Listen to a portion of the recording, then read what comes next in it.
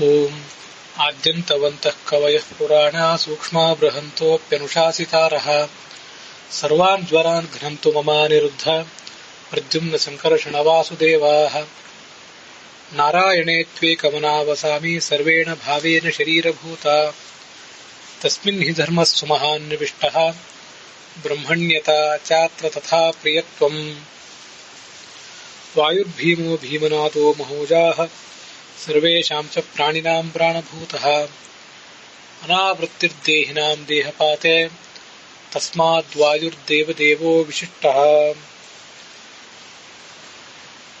ದೇವತಾಭ್ಯಃ ಸುಮನಸಃ ಯೋ ದದಾತಿ ನರಃಶುಚಿಃ ತಸ್ಮೈ ದೇವಾಃ ಸುಮನಸಃ ತಸ್ಮಾತ್ ಸುಮನಸಃ ಸ್ಮೃತಾಃ. ಶ್ರೀ ಗುರುಭ್ಯೋ ನಮಃ. ಮಹಾಭಾರತ ಪ್ರವಚನ ಸರಣಿಯಲ್ಲಿ 1235ನೇಯ ಮತ್ತು ಅನುಶಾಸನ ಪರ್ವದ 168ನೇಯ ಭಾಗ ಇದು. ದಾನದ ಪ್ರಭೇದಗಳ ಬಗ್ಗೆ ಇವತ್ತಿನ ಅಧ್ಯಾಯ ಇದರಲ್ಲಿ ನೋಡುವರಿದ್ದೇವೆ. ವಾವಿಳ್ಯ ರಾಮಸ್ವಾಮಿ ಶಾಸ್ತ್ರಿಗಳ ಪಾಠದಲ್ಲಿ ಈಗ ಮೊದಲನೇ ಅಧ್ಯಾಯ ನಾವು ನೋಡ್ತಾ ಇರುವಂತದ್ದಿಲ್ಲ. ಟಿ.ಆರ್. ಕೃಷ್ಣಾಚಾರ್ಯರ ಪಾಠದಲ್ಲಿ ಇದು 201ನೇ ಅಧ್ಯಾಯ, 189ನೇದ್ದು ವೈಷ್ಣವ ಪಾಠದಲ್ಲಿ, ಗೀತಾ ಪ್ರೆಸ್ಸಿನ ಪಾಠದಲ್ಲಿ 138ನೇದ್ದು. ಸ್ವಸ್ಥಸ್ತು ಸತಾಂ ವಿಶೇಷ ಸನ್ಮಂಗಲಾನಿ ಭವಂತು. अस्मिन् अध्याये दानस्य प्रभेदाः उच्यन्ते. आगामिनि च अध्याये कृष्णसमीपम् आगतानां ऋषीणां कृष्णेन साकं यत् सम्भाषणम् अकारि तत् प्रस्तूयते. श्रुतं मे भवतस्तात सत्यव्रत पराक्रम दान धर्मेण महता ये प्राप्ताः त्रिदिवं नृपाः. ಯುಧಿಷ್ಠಿರ ಪ್ರಾತಃ ಕಾಲದಲ್ಲಿ ಭೀಷ್ಮನ ಬಳಿಗೆ ಬಂದ. ಅವನಿಗೆ ಹೇಳಿದ, ಅನೇಕ ಜನ ರಾಜರು ದಾನ ಧರ್ಮ ಇತ್ಯಾದಿಗಳನ್ನು ಮಾಡಿ ಹೇಗೆ ಸದ್ಗತಿಯನ್ನು ಪಡೆದರು ಅನ್ನೋದನ್ನ ನೀನು ಹೇಳಿದ್ದಿ ಹಿಂದಿನ ಅಧ್ಯಾಯದಲ್ಲಿ. ದಾನದ ಪ್ರಭೇದಗಳು ಎಷ್ಟಿವೆ? ದಾನಂ ಕತಿವಿಧಂ ದೇಯಂ ಕಿಂ ತಸ್ಯ ಚ ಫಲಂ ಲಭೇತ್. ಅದರ ಫಲ ಏನು ಅಂತ ಅನ್ನೋದನ್ನೆಲ್ಲ ಈಗ ಕೇಳಬೇಕು ಅಂತ ಅಪೇಕ್ಷೆ ಪಡ್ತೀನಿ. ಅದಕ್ಕೆ ಭೀಷ್ಮರು ಹೇಳಿಕ್ ತೊಡಗಿದ್ರು. ಧರ್ಮ, ಅರ್ಥ, ಭಯ, ಕಾಮ, ಕಾರುಣ್ಯ, ಹೀಗೆ 5 ಹಿನ್ನೆಲೆಯಲ್ಲಿ ಧರ್ಮವನ್ನ, ಈ ದಾನವನ್ನ ಜನ ಮಾಡ್ತಾರೆ. ಇಹ ಕೀರ್ತಿಮವಾಪ್ನೋತಿ. ಇದು ಮೊದಲನೇ ಧರ್ಮ ಮೂಲಕವಾದ ದಾನ ಏನಿದೆಯಲ್ಲ, ದಾನ ಕೊಟ್ಟವನಿಗೆ ಇಲ್ಲಿ ಕೀರ್ತಿ ಬರ್ತದೆ. ಒಳ್ಳೆ ದಾನ ಕೊಟ್ಟಿದ್ದಾನೆ ಅಂತ ಹೆಸರು. ಪರಲೋಕದಲ್ಲಿ ಶ್ರೇಷ್ಠವಾದ ಸುಖ ಅನುಭವಿಸ್ತಾನೆ. ಹೀಗೆ ನಾನು ದಾನ ಕೊಟ್ರೆ ನನಗೆ ಇಲ್ಲಿ ಕೀರ್ತಿ, ಪರಲೋಕದಲ್ಲಿ ಸುಖ ಆಗ್ತದೆ ಅಂತ ಆಲೋಚನೆ ಮಾಡಿ ಯಾವುದೇ ಅಸೂಯೆ ಇಲ್ಲದೆ, ದುರ್ಬುದ್ಧಿ ಇಲ್ಲದೆ ಯೋಗ್ಯರಾದವರಿಗೆ, ಜ್ಞಾನಿಗಳಿಗೆ ದಾನ ಮಾಡಿದರೆ ಅದು ಒಂದು ದಾನ. ಇದನ್ನ ಧರ್ಮ ಮೂಲಕವಾದ ದಾನ ಅಂತ ಹೇಳ್ತಾರೆ. ಮೊದಲನೇ ದಾನದ ವರ್ಣನ ಆಯ್ತು 6ನೇ ಶ್ಲೋಕದಲ್ಲಿ. 2ನೇ ದಾನ ಹೀಗಿದೆ: ದದಾತಿವಾ ದಾಸ್ಯತಿವಾ.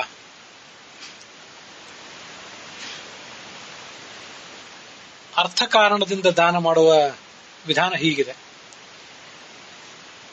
ನಾನು ಇವನಿಗೆ ದಾನ ಮಾಡ್ತೇನೆ, ಮುಂದೆ ಇವನು ಕೂಡ ನನಗೆ ಪ್ರಸಂಗ ಬಂದಾಗ ದಾನ ಮಾಡಿಯಾನು, ಅಥವಾ ಹಿಂದೆ ಈತ ನನಗೆ ದಾನ ಮಾಡಿದ್ದಾನೆ, ಅದಕ್ಕೆ ಪ್ರತಿಫಲವಾಗಿ ನಾನು ದಾನ ಮಾಡಬೇಕಾಗಿದೆ ಅಂತ ಆಲೋಚನೆ ಮಾಡಿ ಮಾಡುವ ದಾನ. ಅದು ಒಂದು ಅರ್ಥದಾನ, ಅರ್ಥ ಮೂಲಕವಾದ ದಾನ. ಇದು ನಮಗೆ ಕ್ಷುದ್ರವಾಗಿ ಕಾಣಬಹುದು. ಆದರೂ ಕೂಡ ದಾನ ಮಾಡುವ ಒಂದು ಪ್ರವೃತ್ತಿಯನ್ನ, ಸ್ವಭಾವವನ್ನು ಬೆಳೆಸ್ಕೊಳ್ಳಿಕ್ಕೆ ಇದು ಒಂದು ಹಿನ್ನೆಲೆ. ಧರ್ಮ ಮೂಲಕವಾದ ದಾನವೇ ಶ್ರೇಷ್ಠವಾದದ್ದು. ಆದರೂ ಆರಂಭದ ಹಂತದಲ್ಲಿ ಎಲ್ಲರಿಗೂ ಕೂಡ ಶುದ್ಧವಾದ ಮನಸ್ಸಿನಿಂದ ದಾನವನ್ನು ಮಾಡಲಿಕ್ಕಾಗೋದಿಲ್ಲ. ದಾನವನ್ನು ಮಾತ್ರ ಅಲ್ಲ, ಯಾವುದೇ ಧರ್ಮಾಚರಣೆಯನ್ನು ಕೂಡ ಶುದ್ಧವಾದ ಮನಸ್ಸಿನಿಂದ ಮಾಡಲಿಕ್ಕಾಗೋದಿಲ್ಲ. ಹೇಗಾದರೂ ಆಗಲಿ ಧರ್ಮಾಚರಣೆಯನ್ನು ಮಾಡುವುದನ್ನು ರೂಢಿಸ್ಕೋಬೇಕು. ಶ್ರದ್ಧೆಯಾದೇಯಂ ಭಿಯಾದೇಯಂ ಸಂವಿದಾದೇಯಂ ಅಂತ ತೈತ್ರಿಯ ಉಪನಿಷತ್ತು ಕೂಡ ಶ್ರದ್ಧೆಯಿಂದ ದಾನ ಮಾಡಬೇಕು. ಭಿಯಾದೇಯಂ, ಭಯದಿಂದ ದಾನ ಮಾಡದೆ ಹೋದ್ರೆ ನನಗೆ ಪರಲೋಕದಲ್ಲಿ ಏನು ದುರ್ಗತಿ ಆಗ್ತದೋ ಅಂತ ಹೆದರಿ ಆದರೂ ದಾನ ಮಾಡಬೇಕು. ಅದು ಮುಂದಿನ ಶ್ಲೋಕದಲ್ಲಿ ಅಥವಾ ಅದರ ಮುಂದಿನ ಶ್ಲೋಕದಲ್ಲಿ ಅಂಥದೇ ವಿಷಯ ಬಂದಿದೆ.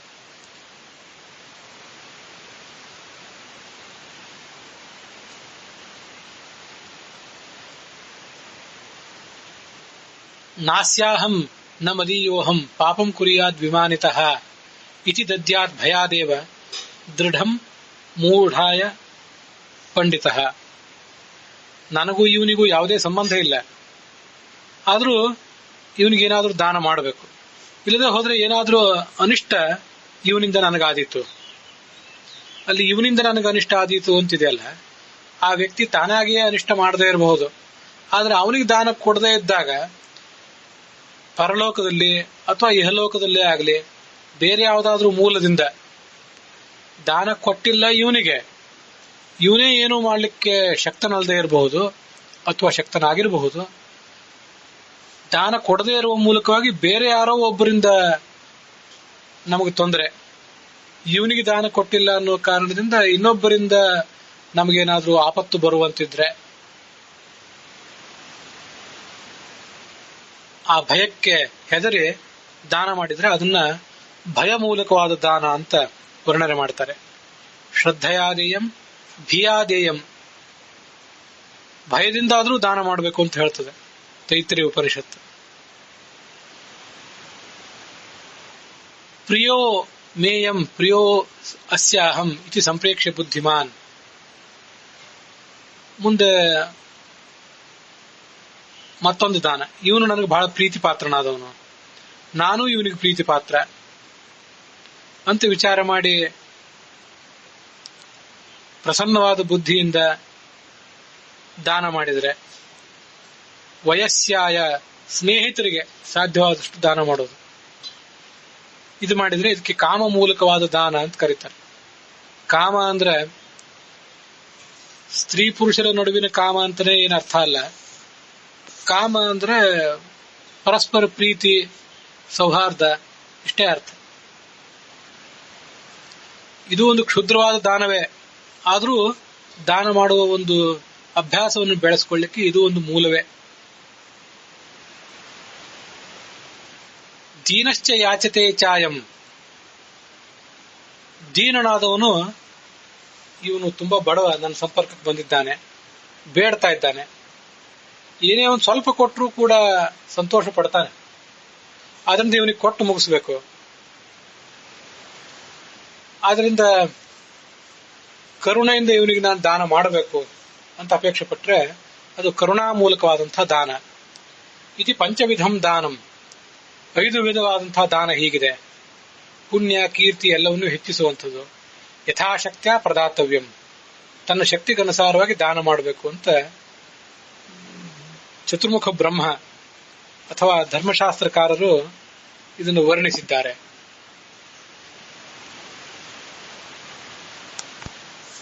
ತೈತ್ರಿಯ ಉಪನಿಷತ್ನಲ್ಲಿ ವೇದ ಮನುಚ್ಚಾಚಾರ್ಯೋಂತೆ ವಾಸಿನ ಮನುಷಾಸ್ತೆ, ವೇದ ಪ್ರವಚನ ಎಲ್ಲ ಮಾಡಿ ಮುಗಿಸಿದ ಬಳಿಕ ಗುರುಕುಲವನ್ನು ಬಿಟ್ಟು ಹೊರಟಂತ ಶಿಷ್ಯನಿಗೆ ಆಚಾರ್ಯ ಹೀಗೆ ಹೇಳ್ತಾನೆ, ಸತ್ಯಂ ವದ ಧರ್ಮಂ ಚರ ಅಂತ ಈಗ ಅನೇಕ ಉಪದೇಶಗಳನ್ನು ಕೊಡ್ತಾನೆ. ಅಲ್ಲಿ ಕೊನೆಗೆ ಬಂದಿರುವಂತಹ ಸಂಗತಿಗಳು ಶ್ರದ್ಧೆಯಾದೇಯಂ, ಜ್ಞಾನ ಧನ ಇತ್ಯಾದಿ ಏನನ್ನೇ ಕೊಡುವುದಿದ್ರೂ ಶ್ರದ್ಧಾ ಮೂಲಕವಾಗಿ ಕೊಡಬೇಕು. ಅಶ್ರದ್ಧೆಯ ದೇಯಂ ಅಂತಿದೆ. ಅಶ್ರದ್ಧೆ ಇದ್ರೂ ಕೂಡ ದಾನ ಕೊಡಬೇಕು. ದಾನ ಕೊಡುವ ಶ್ರದ್ಧಾ ಇಲ್ಲ, ನೋಡಿದ್ರೆ ತಾನು ದಾನ ಕೊಡದೆ ಹೋದ್ರೆ ಅದನ್ನ ಯಾರು ನೋಡಿದಂಥವ್ರು ಏನಂತೂ ಅಂದ್ಕೋತಾರೋ ಅಂತ ಆಲೋಚನೆ ಮಾಡಿ ಹಾಗಾದ್ರೂ ದಾನ ಮಾಡಬೇಕು. ವಾಸ್ತವಿಕವಾಗಿ ಅಶ್ರದ್ಧೆಯ ಉತ್ತಮ್ ತಪ್ತಂ, ಶ್ರದ್ಧಾ ಇಲ್ಲದೆ ಮಾಡಿರುವಂಥದ್ದೆಲ್ಲವೂ ಕೂಡ ರಾಕ್ಷಸರಿಗೆ ಸೇರ್ತದೆ ಅಂತ ಶಾಸ್ತ್ರದಲ್ಲಿ ಬಂದಿದೆ ಅನೇಕ ಕಡೆ. ಆದ್ರೂ ದಾನದ ಪ್ರವೃತ್ತಿಯನ್ನು ರೂಢಿಸಿಕೊಳ್ಳಿಕ್ಕಾಗಿ ಹೀಗೆ ಮಾಡಬೇಕು ಅಂತ ಹೇಳ್ತಾರೆ. ಶ್ರಿಯಾದೇಯಂ, ಐಶ್ವರ್ಯಕ್ಕನುಸಾರವಾಗಿ ದಾನ ಮಾಡಬೇಕು. ಹ್ರಿಯಾದೇಯಂ, ದಾನ ಮಾಡದೆ ಹೋದ್ರೆ ಜನ ಏನಾದ್ರೂ ಅಂದಾರು ಅಂತ ನಾಚಿಕೆಯಿಂದಾದ್ರೂ ದಾನ ಮಾಡಬೇಕು.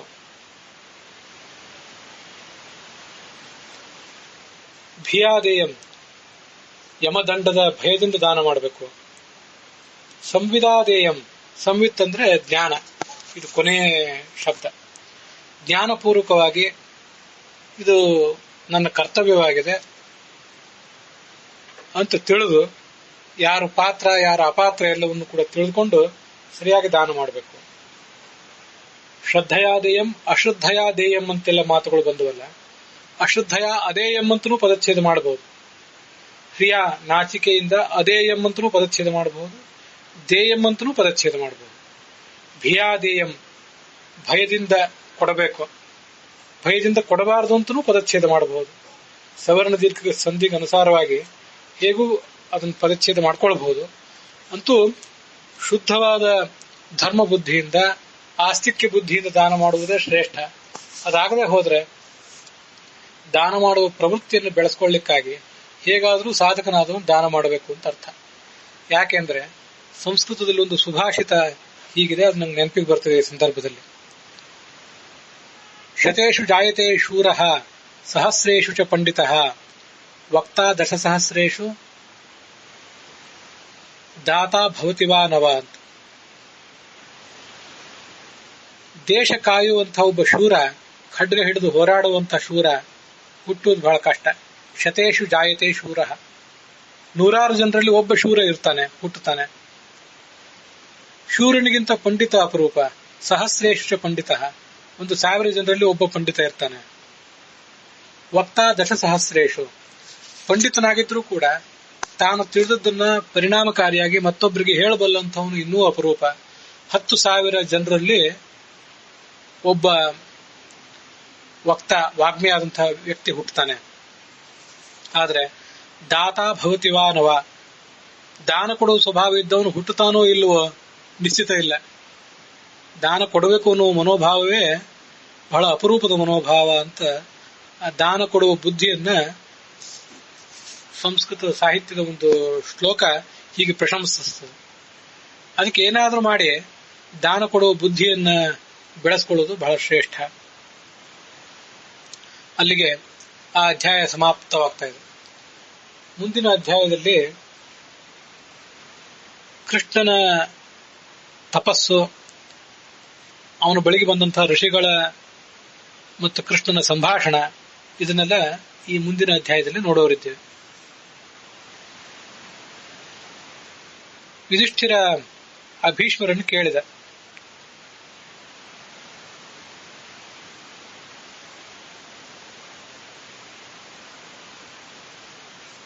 ಪಿತಾಮಹ ಮಹಾಪ್ರಾಜ್ಞ,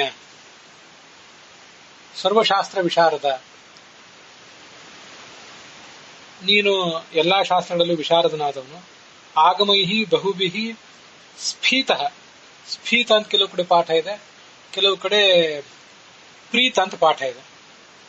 ಪ್ರೀತ ಅಂತ ಇದ್ರೆ ಅನೇಕ ಶಾಸ್ತ್ರಗಳನ್ನು ಓದಿ ನೀನು ಸಂಪ್ರೀತನಾದವನು ಅಂತ ಹೀಗೆ ಅದಕ್ಕೆ ಅರ್ಥ ಆಗ್ತದೆ.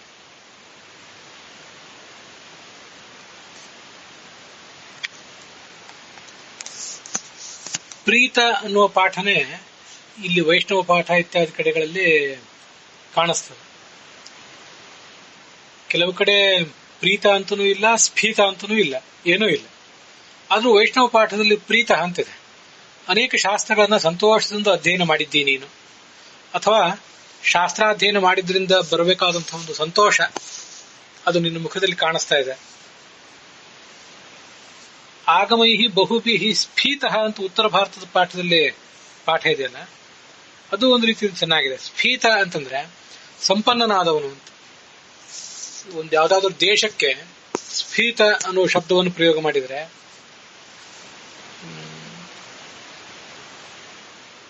ಅಲ್ಲಿ ಇರಬೇಕಾದಂತಹ ಜಲಸ್ಥಲ ಮೊದಲಾದೆಲ್ಲವೂ ಇದ್ರೆ ಅದನ್ನ ಸ್ಫೀತ ಅಂತ ವರ್ಣನೆ ಮಾಡ್ತಾರೆ. ಯಾವೊಂದು ಪ್ರದೇಶದಲ್ಲಿ, ಯಾವೊಂದು ರಾಷ್ಟ್ರದಲ್ಲಿ ಬೇಕಾದಷ್ಟು ನೀರು ಮೊದಲಾದದ್ದಿದೆ ಮತ್ತು ಸ್ಥಳವೂ ಇದೆ, ಬೇಕಾದಷ್ಟು ಸ್ಥಳಾವಕಾಶವೂ ಇದೆ, ಅಂಥದ್ದಿದ್ರೆ ಜಲಸ್ಥಲ ಇತಿ ಸ್ಫೀತಂ ಅಂತ ಒಂದು ಕೋಶದಲ್ಲಿ ಬರುವಂತೆ ಎಲ್ಲ ಥರದ ಅನುಕೂಲಗಳುಳ್ಳಂತಹ ಒಂದು ಪ್ರದೇಶವನ್ನ ಸ್ಫೀತ ಅಂತ ವರ್ಣನೆ ಮಾಡ್ತಾರೆ. ಅದು ಒಂದು ಜಾಗಕ್ಕೆ ಸಂಬಂಧಪಟ್ಟಂತೆ ಆಯಿತು. ವ್ಯಕ್ತಿಗೆ ಸಂಬಂಧಪಟ್ಟಂತೆ ಸ್ಫೀತ ಅಂದ್ರೆ ಆತ ಮಾಡಬೇಕಾದಂತಹ ಕರ್ತವ್ಯಗಳನ್ನೆಲ್ಲ ಮಾಡಿದವನು, ಸುಸಂಪನ್ನವಾದಂತಹ ಜೀವನವನ್ನ ನಡೆಸಿದವನು ಅಂತ ಅದಕ್ಕೆ ಅರ್ಥ ಆಗ್ತದೆ. ಹಾಗೆ ಇವನು ಕೂಡ ಸ್ಫೀತ, ಆಗಮೈಹಿ ಬಗುಭಿಹಿ ಸ್ಫೀತಃ, ಭೀಷ್ಮನಿಗೆ ಸ್ಫೀತ ಅಂತ ಶಬ್ದವನ್ನು ಪ್ರಯೋಗ ಮಾಡಿದ್ರೆ ಸಂಪನ್ನವಾದಂತಹ ವ್ಯಕ್ತಿತ್ವ ಉಳ್ಳವನು ಅಂತ ಈಗ ಅದಕ್ಕೆ ಅರ್ಥ ಆಗಬಹುದು.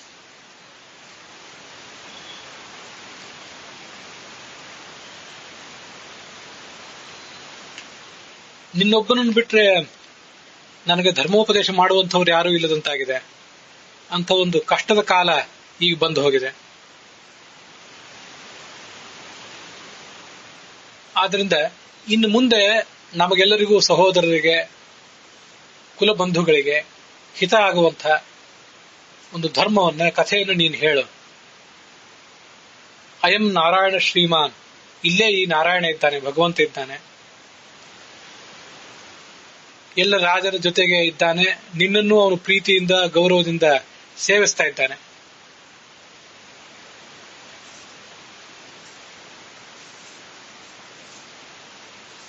ಕೃಷ್ಣ ಮತ್ತು ನಾವೆಲ್ಲರೂ ಇಲ್ಲಿ ಕೇಳ್ತಾ ಇರುವಾಗ ಹಿಂದಿನ ಯಾವ್ದಾದ್ರು ಒಂದು ಘಟನೆಯನ್ನ ಹೇಳು.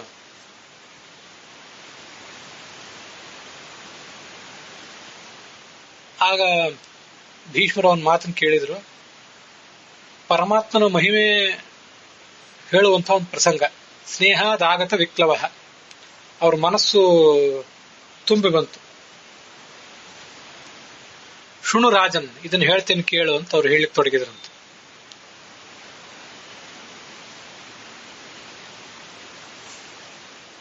ಈ ನಾರಾಯಣ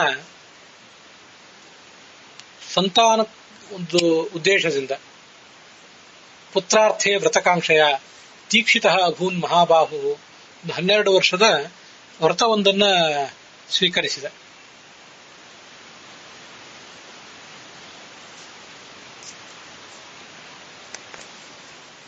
ಕೃಷ್ಣ ಆ ಪುತ್ರಾರ್ಥವಾಗಿ ಏನೋ ಒಂದು ದೀಕ್ಷೆಯನ್ನು ತಗೊಂಡಿದ್ದ. ಅದರ ಹಿನ್ನೆಲೆ ತಾತ್ಪರ್ಯ ನಿರ್ಣಯದಲ್ಲೂ ಕೂಡ ಕೆಲವು ವಿಷಯಗಳು ಬಂದಿವೆ, ಅದನ್ನ ಮುಂದೆ ನೋಡೋಣ. ಕೆಲವು ಋಷಿಗಳೆಲ್ಲ ಆ ಕೃಷ್ಣನ ಸೇವಾ ಮಾಡಬೇಕು ಅಂತ ಅಲ್ಲೇ ಬಂದರಂತೆ. ನಾರದ, ಪರ್ವತ, ವ್ಯಾಸ, ದೇವಲ, ಕಾಶ್ಯಪ, ವಾಲ್ಮೀಕಿ, ಜಮದಗ್ನಿಶ್ಚ ರಾಜೇಂದ್ರ, ಧೌಮ್ಯೋ ವಾಲ್ಮೀಕಿರೇವಚ, ಇವರೆಲ್ಲರೂ ಕೂಡ ಆ ಜಾಗಕ್ಕೆ ಬಂದರು.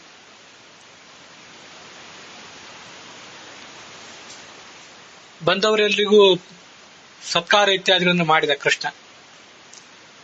ಅವರೆಲ್ಲರೂ ಅವನು ಸತ್ಕಾರ ಸ್ವೀಕಾರ ಮಾಡಿದ್ರು, ವಿಶ್ರಾಂತಿ ಪಡ್ಕೊಂಡ್ರು.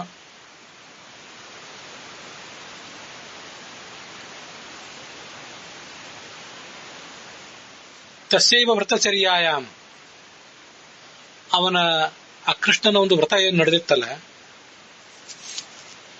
ಅದು ಕೃಷ್ಣನ ಮತ್ತು ಶಿವನ ಇವರಿಬ್ಬರ ಸಾಮರ್ಥ್ಯಕ್ಕೂ ಕೂಡ ದ್ಯೋತಕವಾಗಿತ್ತು. ಅದನ್ನು ನೋಡಿ ಆ ಋಷಿಗಳೆಲ್ಲ ಬಹಳ ಆಶ್ಚರ್ಯಪಟ್ರು.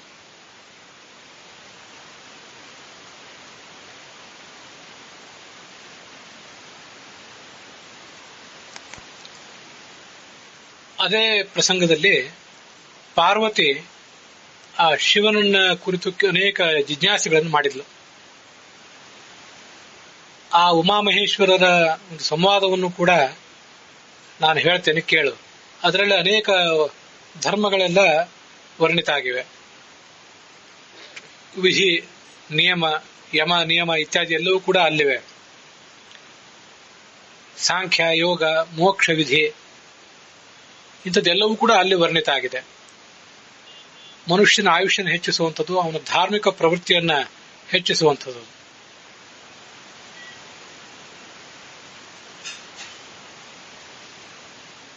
ಈ ಆಖ್ಯಾನವನ್ನ ಸಾಯಂ ಪ್ರಾತಃ ಸದಾ ಸಮ್ಯಕ್ ಶ್ರೋತವ್ಯಂ, ಬೆಳಗಿನ ಹೊತ್ತು ಮತ್ತು ಸಾಯಂಕಾಲದ ಹೊತ್ತು ಶುದ್ಧವಾದ ಮನಸ್ಸಿನಿಂದ ಶ್ರವಣ ಮಾಡಬೇಕು ಅಂತ ಒಂದು ವಿಶಿಷ್ಟವಾದ ಆಖ್ಯಾನ ಇದು. ಕೃಷ್ಣನ ಒಂದು ತಪಸ್ಸಿಗೆ ನಡೆದಿತ್ತು ದೀರ್ಘಕಾಲ.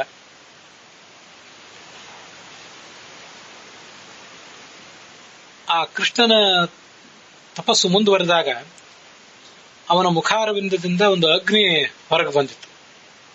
ಹೊರಗೆ ಬಂದು ಸುತ್ತಮುತ್ತಲಿರುವಂತಹ ಆ ಪ್ರದೇಶದ ಮೃಗ ಪಕ್ಷಿಗಳು,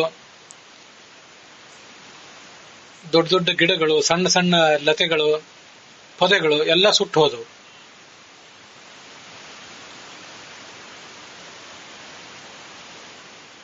ಎಲ್ಲವನ್ನೂ ಸುಟ್ಟು ಹಾಕಿ ಆ ಬೆಂಕಿ ಮರಳಿ ಅವನ ಬಳಿಗೆ ಬಂದಿತಂತೆ. ನಾನೀಗ ಹೇಳ್ತಿರುವ ಕಥೆ ಏನಿದೆ, ಇದು ವೈಷ್ಣವ ಪಾಠದಲ್ಲಿ ಒಂದಿಷ್ಟು ಮತ್ತು ಉತ್ತರ ಭಾರತದ ಪಾಠದಲ್ಲಿ ಒಂದಿಷ್ಟು ಬೇರೆ ಬೇರೆ ಸ್ವಲ್ಪ ಬೇರೆ ಬೇರೆ ರೀತಿಯಾಗಿದೆ. ಅದೆಲ್ಲವನ್ನೂ ಇಲ್ಲಿ ಸೇರಿಸ್ಕೊಂಡು ಹೇಳ್ತಿದ್ದೇನೆ. ಅದೆಲ್ಲವನ್ನೂ ಸುಟ್ಟು ಹಾಕಿ ಆ ಅಗ್ನಿ ಮತ್ತೆ ಶಿಷ್ಯ ಗುರುವಿನ ಬಳಿಗೆ ಬಂದಂತೆ ಭಗವಂತನ ಬಳಿಗೆ ಬಂದಿತ್ತು ಅಂತಿದೆ. ಅದು ಈ ಉತ್ತರ ಭಾರತದ ಪಾಠದಲ್ಲಿ ಕಾಣಿಸ್ತದೆ. ಅದನ್ನು ಸೇರಿಸಿಕೊಂಡಿದ್ದೀರಿ. ಇಷ್ಟೆಲ್ಲ ಹೀಗೆ ಸುಟ್ಟು ಹೋದ್ಮೇಲೆ ಕೃಷ್ಣ ಅದನ್ನು ಮತ್ತೆ ತನ್ನ ಕಣ್ಣೋಟದಿಂದ ನೋಡಿದ. ಅಲ್ಲಿರುವ ಪ್ರಾಣಿ ಪಕ್ಷಿ ಅವೆಲ್ಲವೂ ಕೂಡ ಮೊದಲಿನಂತೆ ಹೇಗೆ ಸೌಂದರ್ಯದಿಂದ ಕಂಗೊಳಿಸ್ತಾ ಇದ್ದವು ಹಾಗೆ ಪುನರ್ ನಿರ್ಮಿತ ಆದವು. ಋಷಿ ಮುನಿಗಳಿಗೆಲ್ಲ ಅದನ್ನು ನೋಡಿ ಬಹಳ ಆಶ್ಚರ್ಯ ಆಯಿತು. ಅದರ ಬಗ್ಗೆ ಏನೂ ಮಾತಾಡ್ಲಿಕ್ಕೆ ಆಗ್ಲಿಲ್ಲ ಸುತ್ತಮುತ್ತಲಿದ್ದವರಿಗೆ. ಆಗ ಆ ಪರಮಾತ್ಮ ಆ ಋಷಿಗಳನ್ನ ಹೀಗೆ ಮಾತಾಡಿಸಿದಂತೆ. ಕಿಮರ್ಥಂ ಮುನಿಸಂಘಸ್ಯ ತಕ್ತ ಸಂಘಸ್ಯ ನಿತ್ಯಶಃ. ನೀವೆಲ್ಲ ಸರ್ವಸಂಘ ಪರಿತ್ಯಾಗ ಮಾಡಿದವರು. ನಿಮಗೆ ಇಂಥ ವಿದ್ಯಮಾನಗಳನ್ನು ನೋಡಿ ಇಂಥ ತೀವ್ರವಾದ ವಿಸ್ಮಯ ಆಗ್ಲಿಕ್ಕೆ ಏನು ಕಾರಣ? ನೀವೇ ಹೇಳಬೇಕು. ಆಗ ಅವರೆಲ್ಲ ಭಗವಂತನನ್ನ ಹೀಗೆ ಸ್ತುತಿಸಿದ್ರಂತೆ. ನೀನು ಈ ಜಗತ್ತನ್ನ ಸೃಷ್ಟಿಸ್ತಿ, ನೀನು ಸಂಹರಿಸ್ತಿ, ಶೀತವೂ ನೀನೇ ಉಷ್ಣವೂ ನೀನೇ, ಜಗತ್ತಿಗೆ ಶೀತ ಕೊಡುವವನು ನೀನೇ, ಉಷ್ಣ ಕೊಡುವವನು ನೀನೇ ಆಗಿದ್ದೆ. ಭವಾನೇವಚ ವರ್ಷತೆ, ಮಳೆಗರಿಯುವವನು ನೀನೇ ಆಗಿದ್ದೆ. ಅನಾದಿ ಅನಂತ ಸ್ಥಾವರ ಜಂಗಮ ಎಲ್ಲವೂ ಕೂಡ ನೀನೇ ಆಗಿದ್ದೆ. ಲೋಕಯಾತ್ರೆ ನಿನ್ನಿಂದ ನಡೆಯಬೇಕು. ಅಗ್ನಿ ಯಾಕೆ ಹೊರಹೊಮ್ಮಿತು ನಿನ್ನ ಮುಖದಿಂದ? ಅದು ನಮಗೊಂದು ದೊಡ್ಡ ಆಶ್ಚರ್ಯ. ಈ ಸಂಶಯವನ್ನು ನೀನೇ ಬಗೆಹರಿಸಬೇಕು. ಇಲ್ಲದೆ ಹೋದ್ರೆ ನಮಗಿದು ಅರ್ಥ ಆಗೋದು ಹೇಗೆ? ಆಗ ಅವನು ಹೇಳಿದ, ನನ್ನ ಮುಖದಿಂದ ಅಗ್ನಿ ಹೊರಗೆ ಬಂದಿತ್ತು, ಈ ಪರ್ವತವನ್ನೆಲ್ಲ ಸುಟ್ಟಿತು. ನಾನೇನು ತಪಸ್ಸು ಮಾಡ್ತಾ ಇದ್ದೆ. ತಪಸ್ಸು ಮಾಡ್ತಾ ಇದ್ದಾಗ ನನ್ನ ತೇಜಸ್ಸು ಅಗ್ನಿಯ ರೂಪದಿಂದ ಹೊರಗೆ ಬಂದಿತ್ತು. ಹೊರಗೆ ಬಂದು ಈ ಜಗತ್ತನ್ನ ಅದು ಸುಟ್ಟಿದೆ. ನಾನೀಗ ತಪಸ್ಸು ಮಾಡಿ ನನಗೆ ಸಮಾನವಾದಂಥ ಒಬ್ಬ ಮಗನನ್ನು ಪಡ್ಕೊಳ್ಬೇಕು ಅಂತ ಅಪೇಕ್ಷೆ ಪಡ್ತೀನಿ. ನನ್ನ ಒಳಗಿನ ಸ್ವರೂಪವೇ ಅಗ್ನಿಯ ರೂಪದಲ್ಲಿ ಹೊರಗೆ ಬಂದಿದೆ.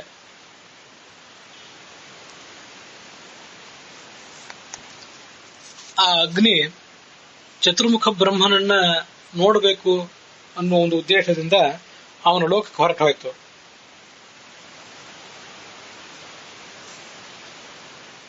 ಶಿವನೇ ತನ್ನ ಒಂದು ತೇಜಸ್ಸಿನ ಭಾಗದಿಂದ ಕೃಷ್ಣನ ಮಗನಾಗಿ ಹುಟ್ಟುತ್ತಾನೆ. ಅಂತ ಬ್ರಹ್ಮ ನನಗೊಂದು ಸಂದೇಶವನ್ನ ಕೊಟ್ಟು ಕಳಿಸಿದ್ದಾನೆ. ಆ ಅಗ್ನಿ ನನ್ನ ಶರೀರದಿಂದ ಹೊರಗೆ ಬಂದು ಬ್ರಹ್ಮನ ಬಳಿಗೆ ಏನು ಹೋಗಿತ್ತು, ಅದು ಆ ಬ್ರಹ್ಮನ ಸಂದೇಶವನ್ನು ಹೊತ್ತು ಮರಳಿ ನನ್ನ ಬಳಿಗೆ ಬಂದಿದೆ. ನನ್ನ ಬಳಿಗೆ ಬಂದು ಶಿವನೇ ನನ್ನ ಮಗನಾಗಿ ಜನಿಸುವವನಿದ್ದಾನೆ ಅಂತನ್ನೋದನ್ನ ನನಗೆ ತಿಳಿಸಿ ಸಮಾಧಾನ ಹೇಳಿದೆ. ಅದಕ್ಕಾಗಿಯೇ ಶಿಷ್ಯನಂತೆ ಅದು ನನ್ನ ಪಾದದ ಬಳಿ ನಿಂತ್ಕೊಂಡಿದೆ. ನಾನೀಗ ಓದ್ತಿರುವುದೆಲ್ಲ ವ್ಯಾಖ್ಯಾನಿಸ್ತಾ ಇರುವುದು ಉತ್ತರ ಭಾರತದ ಪಾಠ. ಈ ಎಲ್ಲ ಸಂಗತಿಗಳನ್ನ ನಾನು ನಿಮಗೆ ವಿವರಿಸಿ ಹೇಳಿದ್ದೇನೆ, ಸಂಕ್ಷಿಪ್ತವಾಗಿ ಹೇಳಿದ್ದೇನೆ. ಆದ್ರಿಂದ ನೀವು ನನ್ನ ಶರೀರದಿಂದ ಈ ಅಗ್ನಿ ಯಾಕೆ ಬಂತು ಅನ್ನೋದ್ರ ಬಗ್ಗೆ ಯಾವ ರೀತಿಯಿಂದಲೂ ಕೂಡ ವ್ಯಾಕುಲರಾಗುವಂತಹ ಕಾರಣ ಏನಿಲ್ಲ.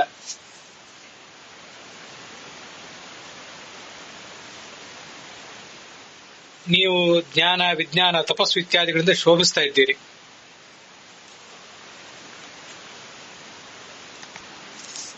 ತಥೋ ಮಮಾತ್ಮ ಯೋ ದೇಹೇ ಸಹ ಅಗ್ನಿ ಭೂತ್ವಾ ವಿನಿಸೃತಃ ಗತಶ್ಚ ವರದಂ ದೃಷ್ಟುಂ ಸರ್ವಲೋಕ ಪಿತಾಮಹಂ. ಉತ್ತರ ಭಾರತದ ಪಾಠದ ಕೆಲವು ಶ್ಲೋಕಗಳನ್ನು ಓದಿದೆ.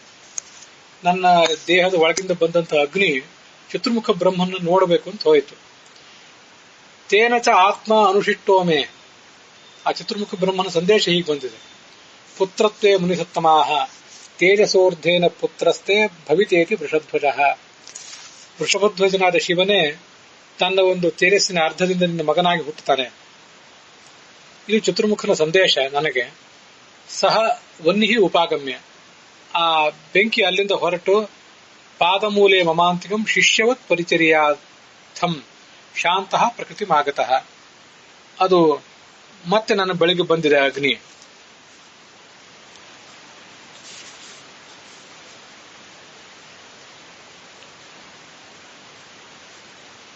ಇದನ್ನ ನಿಮಗೆಲ್ರಿಗೂ ನಾನು ಹೇಳಿದ್ದೇನೆ. ಯದ್ಯಪ್ಯಹಂ ಅದೃಷ್ಟಂವೋ ದಿವ್ಯಮದ್ಭುತ ದರ್ಶನಂ.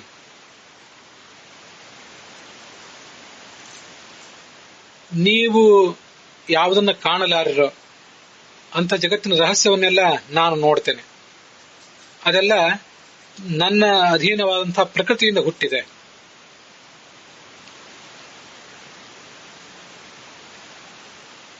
ಶ್ರದ್ಧೇಯ ಕಥಿತೋ ಹ್ಯರ್ಥಃ ಸಜ್ಜನ ಶ್ರವಣಂ ಗತಃ ಚಿರಂ ತಿಷ್ಠತಿ ಮೇದಿನ್ಯಾಂ ಶೈಲೇ ಲೇಖ್ಯಮಿವಾರ್ಪಿತಂ.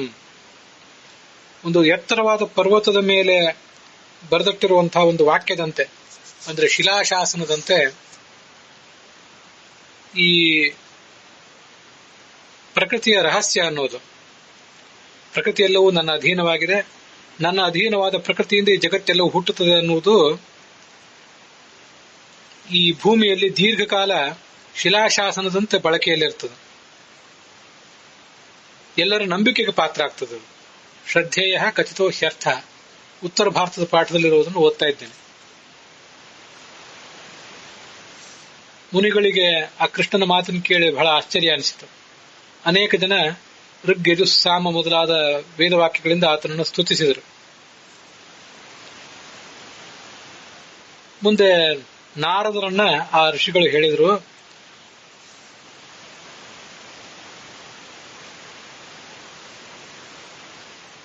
ಈ ಋಷಿಗಳು ಯಾವ ಅನುಭವವನ್ನು ಪಡ್ಕೊಂಡಿದ್ದಾರೆ, ಏನನ್ನು ನೋಡಿದ್ದಾರೆ ಹಿಮಾಲಯ ಪರ್ವತದಲ್ಲಿ, ಅದೆಲ್ಲವನ್ನು ನೀವು ಮುನಿಗಳ ಪರವಾಗಿ ಋಷಿಕೇಶನಿಗೆ, ಕೃಷ್ಣನಿಗೆ ಹೇಳಿ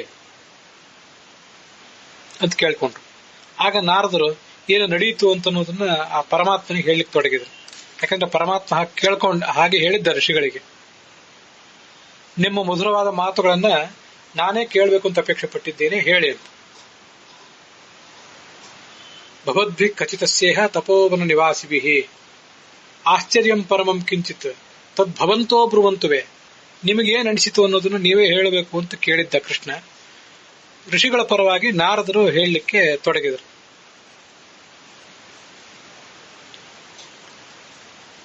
ಇದು ಉತ್ತರ ಭಾರತದ ಪಾಠದಲ್ಲಿ ಆ ಅಧ್ಯಾಯ ಸಮಾಪ್ತವಾಗಿದೆ. ವೈಷ್ಣವ ಪಾಠದಲ್ಲಿ ಇರುವಂತೆ ಏನು ಕಥಾ ಇದೆ ಅದನ್ನು ಈಗ ನೋಡೋಣ.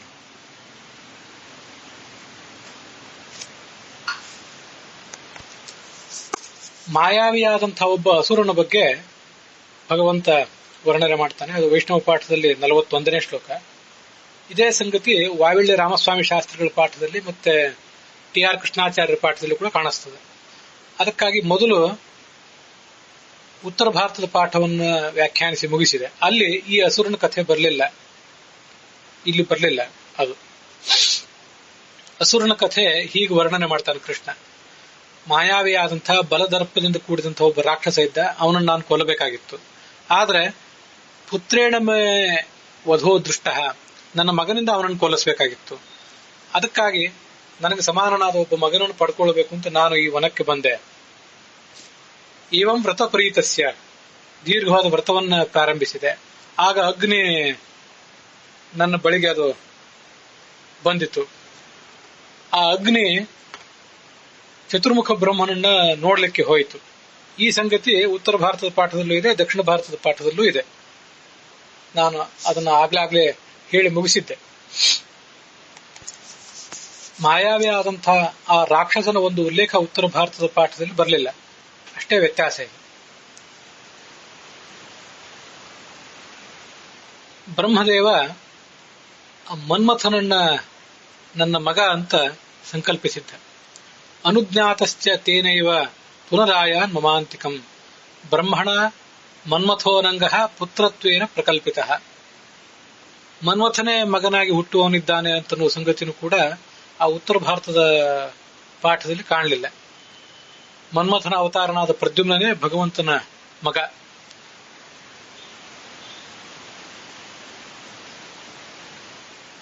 ಆ ವೈಷ್ಣವ ತೇಜಸ್ಸು ನನ್ನ ಮುಖದಿಂದ ಹೊರಗೆ ಬಂದಿತು, ಎದುರಿಗಿರುವಂತಹ ಪರ್ವತವನ್ನು ನಾಶಪಡಿಸಿತು. ನಾನು ನನ್ನ ಸೌಮ್ಯವಾದ ದೃಷ್ಟಿಯಿಂದ ಮತ್ತೆ ಪರ್ವತವನ್ನು ನೋಡಿದೆ. ಆ ಪರ್ವತವೆಲ್ಲವೂ ಮೊದಲಿನಂತೆ ತನ್ನ ರೂಪವನ್ನು ತಾಳಿತು. ನೀವು ಇದನ್ನೆಲ್ಲ ನೋಡಿದ್ದೀರಿ, ನಿಮಗೆ ಇದನ್ನು ಸಂಕ್ಷಿಪ್ತವಾಗಿ ಹೇಳಿದ್ದೇನೆ.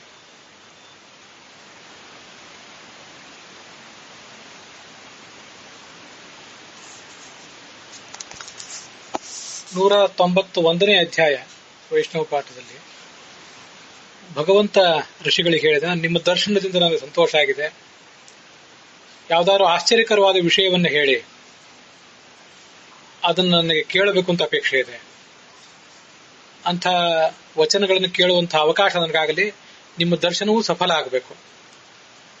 ಆಗ ಆ ಋಷಿಗಳೆಲ್ಲ ಕೃಷ್ಣನಿಗೆ ಕೈ ಜೋಡಿಸಿ ಈಗ ನಮಸ್ಕಾರ ಮಾಡಿದ್ರಂತೆ. ಅಯುಕ್ತಮಸ್ಮಾನ್ ಏವಂ ತ್ವಂ ವಾಚಾ ವರದ ಭಾಷಿತಂ. ನಮ್ಮನ್ನ ನೀನು ದೇವೋತ್ತಮನಾದಂತಹ ನೀನು ಪ್ರಾರ್ಥಿಸ್ತಾ ಇದ್ದಿ, ಹೀಗೆ ನಮ್ಮನ್ನ ನೀನು ಪ್ರಾರ್ಥಿಸುವುದು ಥರ ಅಲ್ಲ. ನಿನ್ನ ಅಧೀನರಾಗಿ ನೀನು ಏನು ಹೇಳ್ತೀಯ ಅನ್ನೋದನ್ನ ನಾವೆಲ್ಲ ಕೇಳ್ತಾ ಇದ್ದೇವೆ. ಚರಾಚರ ಜಗತ್ತನ್ನೆಲ್ಲ ನೀನು ವ್ಯಾಪಿಸಿಕೊಂಡಿದ್ದೆ. ಆಗ ಕೃಷ್ಣ ಹೇಳಿದ, ಅಹಂ ಮಾನುಷ ಯೋನಿಸ್ಥ, ನಾನೀಗ ಮನುಷ್ಯರ ಯೋನಿಯಲ್ಲಿದ್ದೇನೆ. ನನ್ನ ಸಾಮರ್ಥ್ಯ ಮನುಷ್ಯರ ಸಾಮರ್ಥ್ಯದಂತೆ ಈಗ ಸೀಮಿತವಾಗಿದೆ.